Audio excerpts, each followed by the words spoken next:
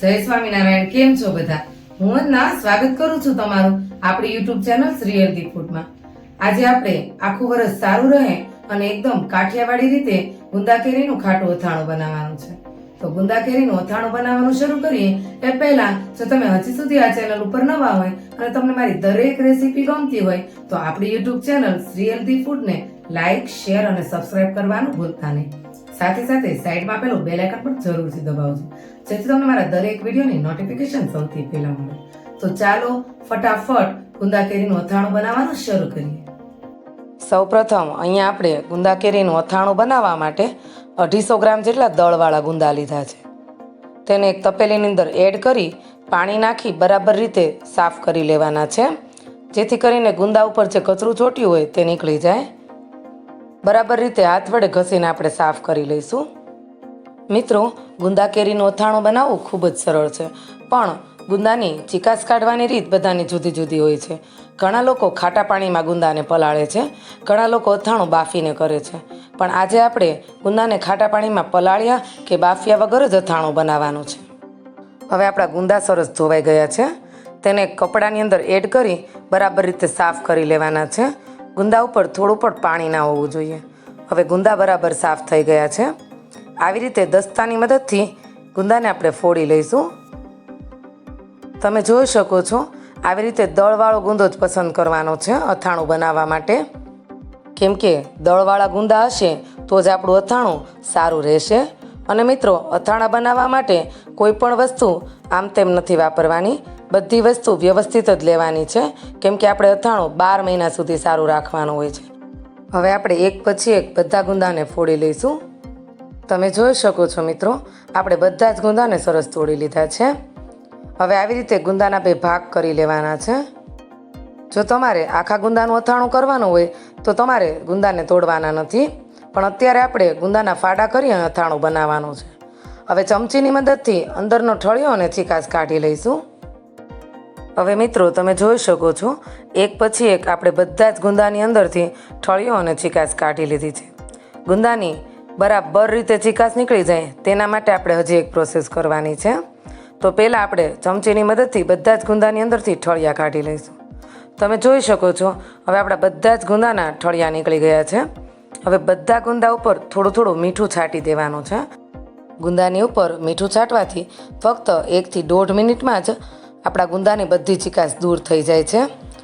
તો આવી રીતે બધા ગુંદા ઉપર થોડું થોડું મીઠું છાંટી દેવાનું છે. તમે જોઈ શકો છો મિત્રો, આપણે બધા ગુંદા ઉપર બરાબર રીતે મીઠું છાંટી દીધું છે. હવે ગુંદા ઉપર થોડી થોડી હળદર છાંટી દેવાની છે. મીઠાના કારણે ગુંદાની ચીકાશ દૂર થશે અને હળદરના કારણે આપણું અથાણું લાંબો ટાઈમ સુધી એવું ને એવું રહેશે. તો હવે બધા ગુંદા ઉપર હળદર અને મીઠું છાંટી દીધું છે. ચાલો ફટાફટ ચમચીની મદદથી ચીકાશ દૂર કરી લઈએ.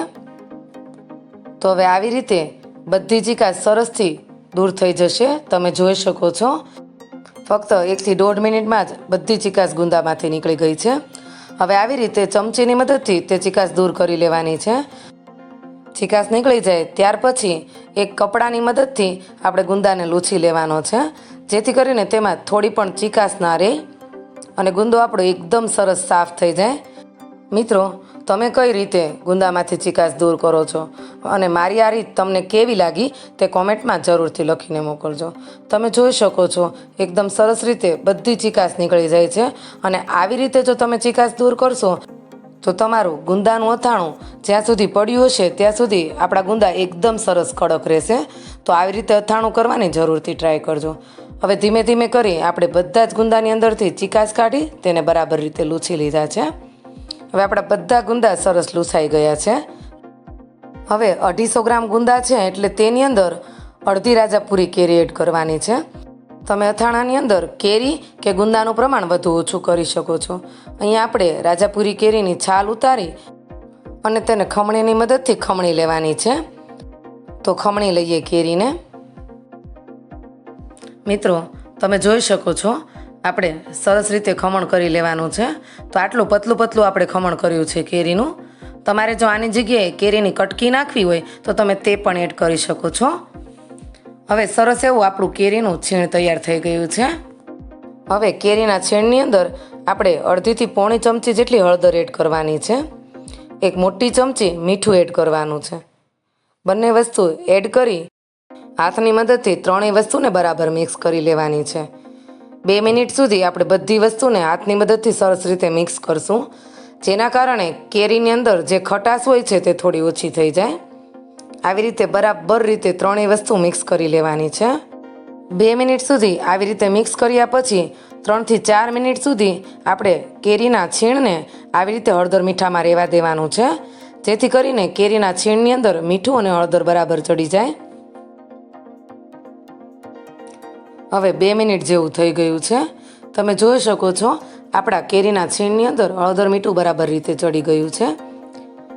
હવે કેરીના છીણને આપણે આવી રીતે હાથની મદદથી દબાવી તેની અંદર જે પાણી રહેલું છે તેને એકદમ કાઢી નાખવાનું છે. થોડું પણ પાણી હશે તો અથાણું બગડવા કરશે, એટલે આવી રીતે હાથની મદદથી છીણને બરાબર નીચવી લેવું.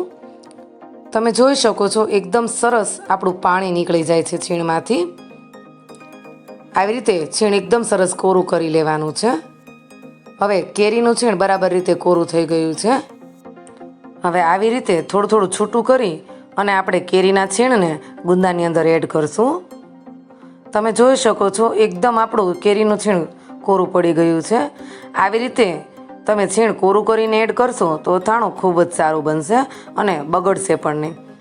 હવે અહીંયા આપણે જે ખાટી કેરી માટેનો મેથીયો મસાલો હોય છે તે બનાવી લીધો છે. મિત્રો, મેથીયા મસાલાની રેસીપી તમને ડિસ્ક્રિપ્શન બોક્સમાં મળી જશે. આગળ ચણા મેથીનું અથાણું બનાવ્યું હતું, તેમાં મેં આ મસાલાની રેસીપી આપી છે, તો જરૂરથી જોઈ લેજો. હવે આપણે મોટી 4 થી 5 ચમચી મેથીયા મસાલાની ગુંદા કેરીના અથાણાની અંદર એડ કરવાની છે. મિત્રો, તમે મેથીયા મસાલાનું પ્રમાણ અથાણાની અંદર વધુ કે ઓછું કરી શકો છો, પણ અત્યારે આપણે 4 થી 5 ચમચી જેટલો મેથીયો મસાલો એડ કર્યો છે. બધી વસ્તુને સરસ રીતે મિક્સ કરી લેવાની છે. 3 થી 4 મિનિટ સુધી આવી રીતે ચમચીની મદદથી ચલાવતા રહેવાનું છે અને બધી વસ્તુને બરાબર રીતે મિક્સ કરી લેવાની છે, જેથી કરીને આપણા ગુંદા અને કેરીની અંદર મેથીયા મસાલાનો સરસ સ્વાદ બેસી જાય. હવે 3 થી 4 મિનિટ સુધી હલાવી લઈએ અથાણાને. ત્યાર પછી તેને 2 કલાક માટે ઢાંકીને મૂકી દેવાનો છે. ત્યાર પછી જ આપણે તેની અંદર તેલ એડ કરશું. તો આ મિશ્રણને એક બાજુ મૂકી દઈએ અને આ બાજુ ગેસ ઓન કરી આપણે તેલ ગરમ કરી લેવાનું છે. તો અહીંયા આપણે એક તપેલીની અંદર 2 વાટકી જેટલું તેલ એડ કર્યું છે. વજનના માપથી જોઈએ તો આશરે 80 થી 100 ગ્રામ જેટલું તેલ છે. અથાણા બનાવવા માટે આપણે સિંગ તેલનો જ ઉપયોગ કરવાનો છે, કેમ કે સિંગ તેલથી અથાણું ખૂબ જ સારું બને છે અને તેનો સ્વાદ પણ ખૂબ જ સારો આવે છે. હવે ગેસની ફ્લેમ બંધ કરી દઈએ અને તેલને નીચે લઈ લઈએ. હવે આ બાજુ 2 કલાક જેવું થઈ ગયું છે અને આપણો મેથીયો મસાલો, ગુંદા અને કેરી સરસ રીતે મિક્સ થઈ ગયા છે.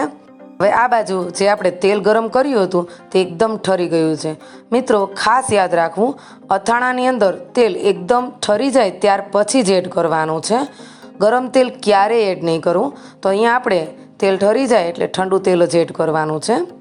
ત્યારે આપણે 2 ચમચા જેટલું તેલ એડ કર્યું છે. તેને અથાણા સાથે બરાબર રીતે મિક્સ કરી લઈએ. મિત્રો, બધું તેલ એકસાથે એડ નથી કરી દેવાનું. હવે આપણું અથાણું સરસ મિક્સ થઈ ગયું છે. ચાલો ફટાફટ તેને એક એરટાઇટ ડબ્બામાં ભરી દઈએ.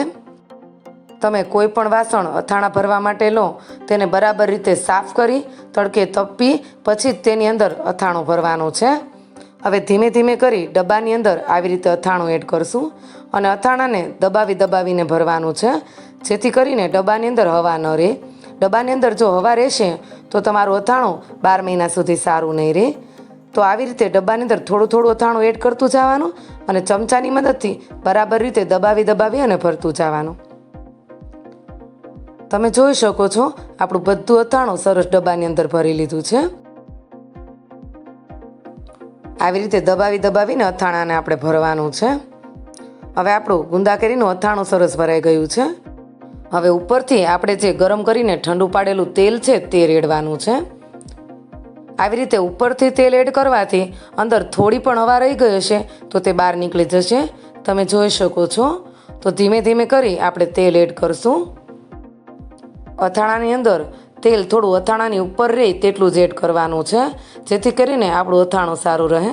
તમે જોઈ શકો છો તેલ એડ કરતાની સાથે જ આ બબલ્સ થઈ રહ્યા છે, એટલે કે જે થોડી ઘણી હવા હતી તે પણ બહાર આવી જાય છે અને ધીમે ધીમે છેક તળિયા સુધી આપણે તેલ પહોંચી ગયું છે. તમે જોઈ શકો છો. હવે ચમચીની મદદથી ઉપરથી ફરીથી થોડું અથાણાને આપણે દબાવી દઈશું. તો તૈયાર છે આપણું ગુંદા કેરીનું અથાણું. તો મિત્રો, તમને મારા ગુંદા કેરીના અથાણાની આ રીત કેવી લાગી તે મને કોમેન્ટમાં જરૂરથી લખીને મોકલજો. અને જો રેસીપી ગમે તો મિત્ર મંડળ સાથે શેર જરૂરથી કરજો.